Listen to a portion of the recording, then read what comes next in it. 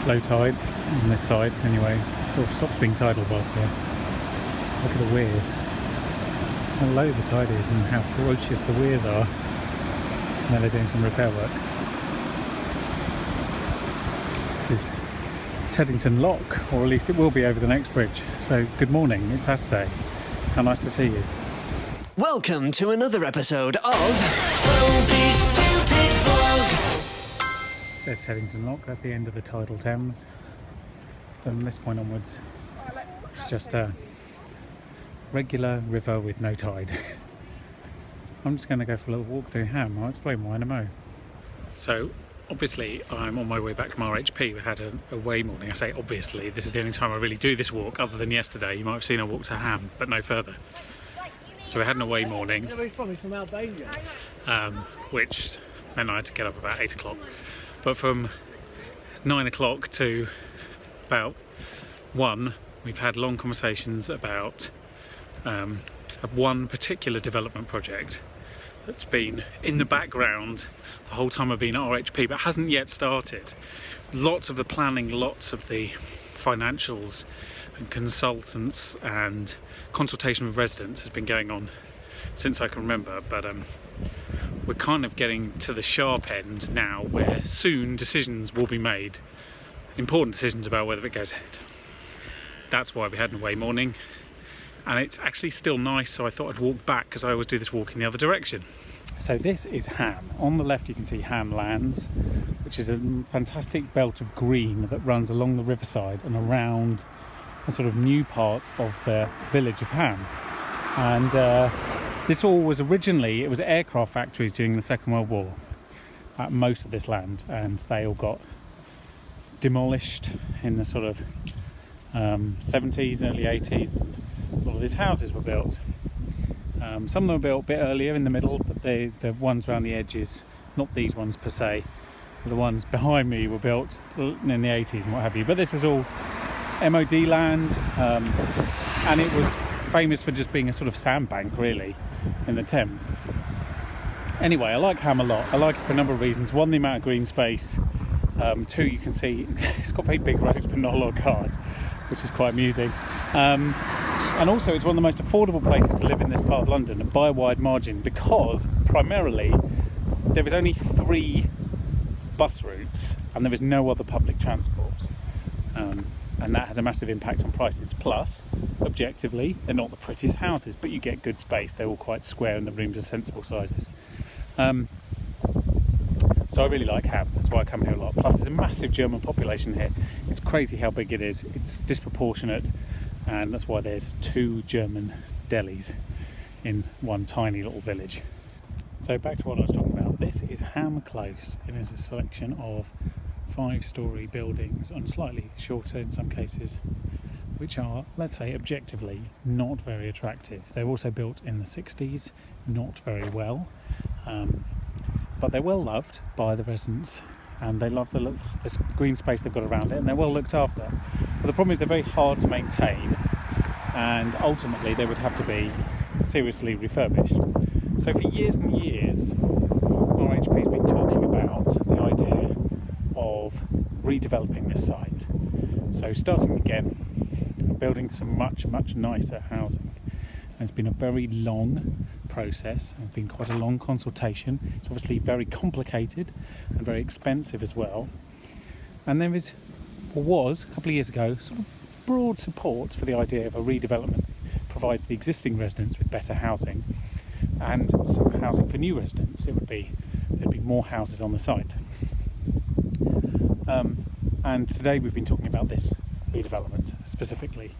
It's still not at the phase where any decisions have been made categorically, and it's still talking about the if we did then how would we do it kind of things. There's a broad plan that residents have seen a couple of years ago, which is this is the kind of thing we'd like to do. Still nowhere near planning really, but anyway, I thought I'd give you some context on what we've been talking about this area here. Also worth noting, although as I said no decisions have been made, but one of the red lines that was drawn up by the residents initially was this space here, Ham Village Green as it's called, this green space, would not be built on. and that is still the case, and that all the potential proposals understand that this would still be a green space, and there would in fact be slightly more organised green space amongst the housing as well. But it also means that obviously the little parade of shops there wouldn't be touched, because they're quite well liked. Obviously Hansel and Pretzel, my favourite German deli, is right there on the corner as well, so that's quite important. But yeah, it's just redeveloping the bits where the houses currently sit and the community centre currently sits, and thinking about, because they're laid out, you might notice, at a weird angle compared to the rest of the houses, which kind of limits what you can do. They're actually laid out north-south, which is a bit weird because nothing else is. So there we are, that's what we've been talking about this morning. And it's been a positive discussion, because up to this point it really didn't look like it would be possible to do, because of all sorts of financial constraints that would basically mean that it wouldn't work. But it's now looking like it is theoretically possible. There's still a lot of ifs and buts, and now conversations will sort of start properly to see whether this will go ahead. In front of me is probably the most famous bit of housing that Ham has to offer, which is Ham House, which I'm sure I've said before has the most amazing address. It's Ham House, Ham Street, Ham. Isn't that brilliant? Just in case you're under any doubt as to where it might be. It's a National Trust property, and I've been there several times before. And you can too if you should wish. So it's right on the River Thames, and it's very, very beautiful. This is Peacham Common, which is where they very often keep some animals, but not at this time of year, it would seem. It's also prone to flooding. There is the Peacham excellent hotel and dining facilities that it is, and this is turning out to be a much nicer walk than I expected. Decided not to go through the park because I was there yesterday, but to come into Richmond I'll have a nose around, and I need to buy some things for lunch as well. So it's Remembrance Sunday, and this is the Remembrance Bench that was unveiled last week, and we watched the ceremony on TV because it's 100 years, and this is a replica of the overseas wreath that Q made when over to the Sunny Club. Good morning. Actually, sorry, good afternoon. What very weird weather. It's been both sunny and pouring many times today, and it's currently very dark and very sunny at the same time. I don't know what's going on. It's Monday. I've been into USP to help with the transition of the radio station from one location to another. Now I'm back. I've board papers to read and an audit committee to go to. Good morning. It is another beautiful autumn day. Been rather blessed with the weather this year, mostly, to be honest. So it's too nice to stay indoors. So we're going for a walk. Pretty standard stuff. Now, you might remember that I had that drone that I hired to go to the States with, and I got some footage. I think I actually put a little bit of the footage in the vlog, so kind of get the idea. And then I didn't have to hand it back for a little while, so I got a bit of footage. My parents, when we went to Amersham, so that was quite nice. I have to say I was really reluctant to hire a drone for the job, and that's a number of factors, primarily because drone people are the worst. They're just inconsiderate, law non-abiding idiots. So I didn't want to be a drone person, so I heavily resisted hiring one, but in the end I got the little Spark, and it did a pretty good job, if I'm honest, for a very small lightweight drone, sort of entry level. So that was pretty successful, and I had a bit of fun with it afterwards. Another reason I never really wanted to own a drone is because there's almost nowhere to fly one around where I live, and London generally, and I'll get on to that in a moment. You might know that the rules surrounding drones vary massively from country to country, and going to the States I had to download the Federal Aviation Authority's official app, which was absolutely shit. It's the most terrible app I've seen. It doesn't properly do the job that you need to do, which is check if there's any hazards nearby or any airports within 5 miles of where you're flying. Because it keeps crashing, and you're supposed to contact any airport within 5 miles, let them know if you're going to put a drone up, get their permission, and then you file your flight plan in the apps to say, I'm going to launch here at this time. Sounds very straightforward, but it just doesn't work. It crashes when you try and do anything, tap on the map, zoom out, get details of where you are. Awful thing. So it was really tough and took like about 15 attempts each time to get it to do what I needed it to do. So most countries have cottoned onto the idea that they need some sort of tool to help with the nature of unlicensed drone flying. Switzerland, where I've always wanted to fly a drone, for example, has an annotated version of their ordnance survey map that you can go to online at any time, and it tells you where you can and can't fly. Usual rules apply, not within 5 miles of an airport, army bases, schools, sporting events, aircraft flight paths, etc. It's all very sensible, but it's good to actually have it. And the reason they need these things is because obviously there's now, you know, fines that are associated with what might you call it, well, illegal flying with a drone, I guess, but just general carelessness. In the USA, for example, if you fly your drone unsafely or in an area that you're not allowed to, then the fines can be up to $12,500. Let me say that again, $12,500 for flying a drone in an unsafe manner.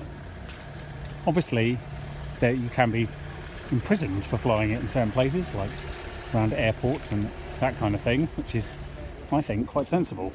And the UK, to its credit, has by far the best application for drone pilots to see where they can and can't fly it, called NATS Drone Assist. That's NATS Drone Assist. It is ever so quick and snappy. It gives you all the information about the airspace you're flying in, including current events, so things like fireworks displays or laser shows and that kind of stuff.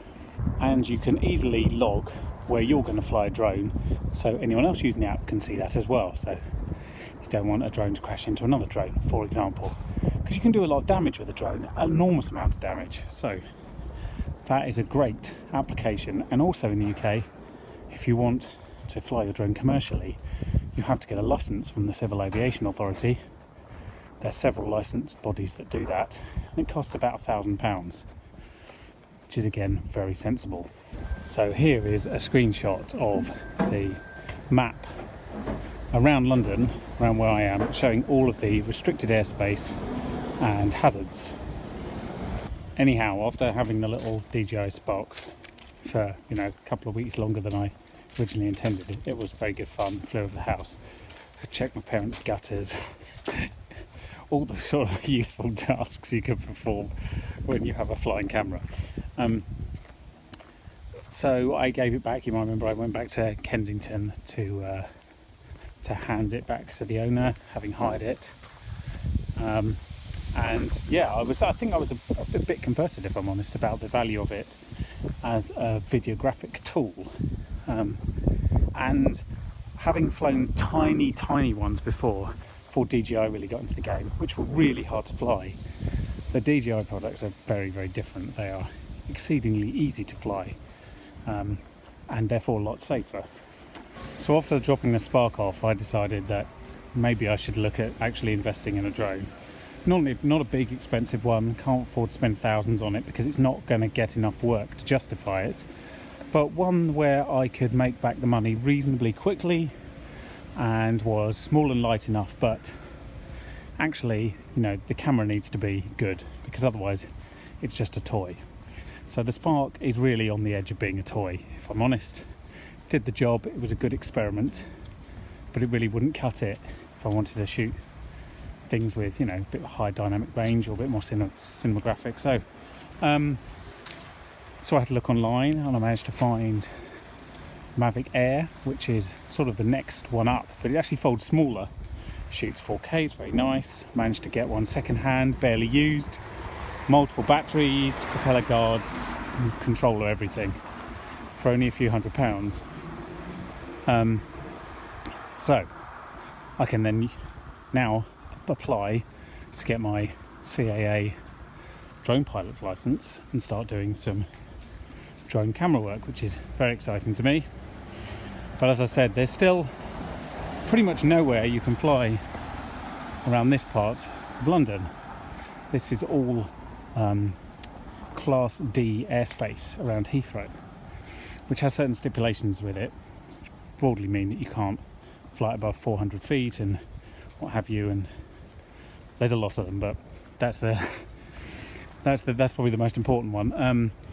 And you can't fly in any of the royal parks anyway, because there's a blanket rule in royal parks that don't allow you to fly a drone. And you can't fly in Kew Gardens, obviously, and you can't fly near sporting events or urbanised areas, so you're kind of limited. Once you have a commercial licence, of course, you can apply to fly it in various locations, from the events organisers to the building owners, etc. But at the moment, there's pretty much only one space anywhere near me where you can actually fly any sort of drone or model aircraft. And that place is here. But not anywhere around here. You can't just fly wherever you like in Richmond Park. No, that's not allowed. Because, as I mentioned, royal parks have a blanket ban. However, there is one space that you are allowed, because for historical reasons primarily, because there's been model aircraft clubs here for the last 50 years or so, and there's a designated space for them to fly, and that space is here, the model aircraft flying field in Richmond Park, specifically this one field. So that is where we're going to go for a little flight today.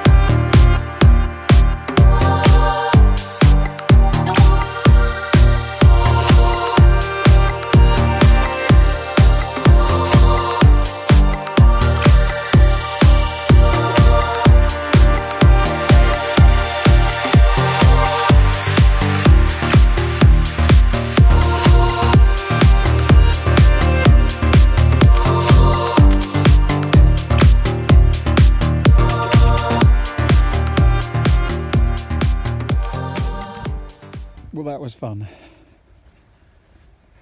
And there was the 3 drone pilots out, actually. There's actually one guy in the corner there with a Phantom under the tree.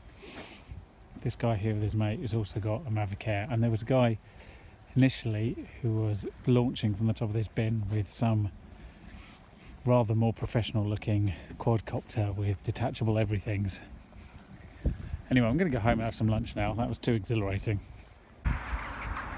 So today there was a lot of crows, a lot of birds generally, and a lot of deer, which have been migrating ever slowly. You might have seen them on the drone cam. Very wildlife filled. And it's been a fun morning, so I'm going to go back home and now I'm going to actually do some work. Wow. Cherry trees have given up here. It was so beautiful last week and they've just gone, nah, done. They've gone to sleep. Won't see them again until March. But really, cherries really do make such an effort with colour. Like in the spring when you get the amazing blossom, and in the autumn when you get these fantastic red and yellow leaves. They're great.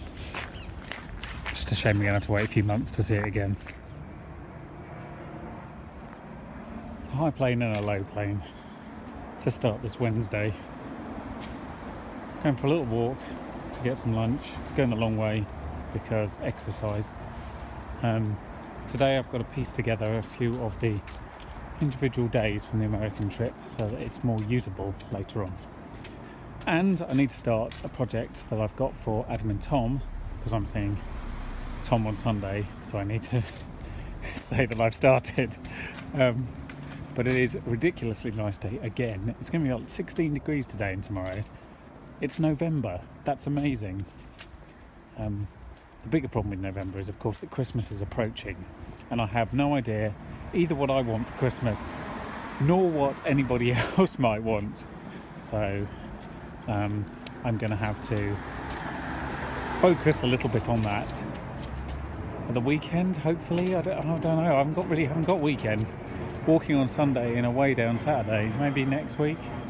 It's all a bit manic now, if I'm honest. So it needs to at least have an hour of my time at some point. It is far too nice to be indoors. This is my mental note for myself to get up earlier tomorrow and go and make the most of this. You can't be sitting indoors going through emails when it's like this out. It's almost t-shirt weather. I've had lunch and I've come back into queue with the big lens and the small camera on the end of it for some real long distance stuff. It is worth noting today, although this is the only comment I'm going to make on it, that there is a Brexit deal on the table. It's a deal that nobody likes, apart from Theresa May, who orchestrated it. The Brexit secretary doesn't seem to like it. The cabinet is currently having to be convinced of it. All Brexiteers hate it. All Remainers hate it. And it is utterly pointless. Because, as I've said before, Brexit isn't going to happen. It is another lovely, if slightly early, sunset over Sion House there.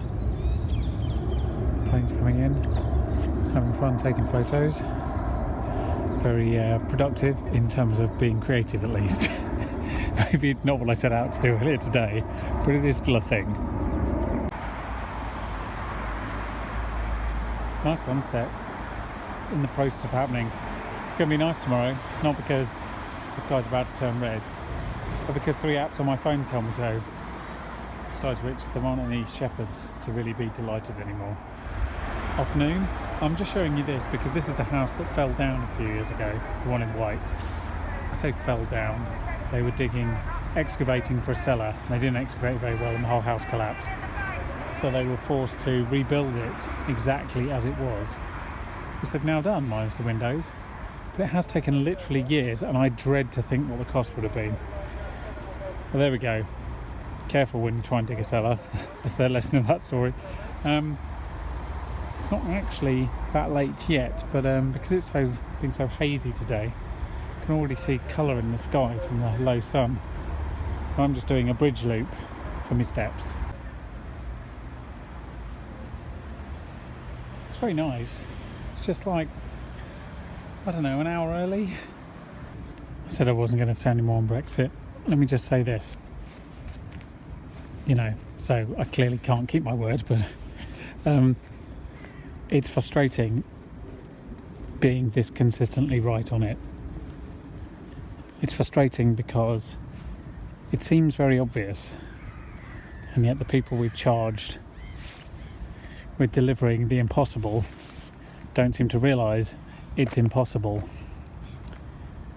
So far today, 2 ministers have resigned and 3 junior ministers, and there could be 2 more ministerial resignations by the end of the day. Brexit is over. Oh yeah, and I opened a German bank account today. Hello, it's Friday and I'm waiting for a package from DHL, which I've been waiting on all day, that stopped me going out or doing anything fun or going to see my nephews go for a swim. So thank you, DHL. As always, you've been utterly shit, so well done. But on a more positive note, I think we should do a word of the week. And because this week has been marred by incompetence and, general political chaos, I think the word of the week should be the verb to resign. because there's a good chance in the next 2 weeks that you watching this might be made Brexit secretary because everybody else has. So you'll need to resign as well at some point. So the verb to resign is our word of the week. So first of all, in German, resign is zurücktreten, which literally means to step back. Zurücktreten is resign in German. If you wanted to say I resign in German, you would say ich trete zurück. Ich trete zurück, which literally means I step back. And in Italian, it is dimettersi. Dimettersi. That is to resign in Italian. So if you wanted to say I resign, as you will have to put on the top of your headed notepaper, you would say mi dimetto. Mi dimetto. And that is Italian for resign. So there you have it. That is to resign and I resign in German and Italian. And that was this week's word of the week. So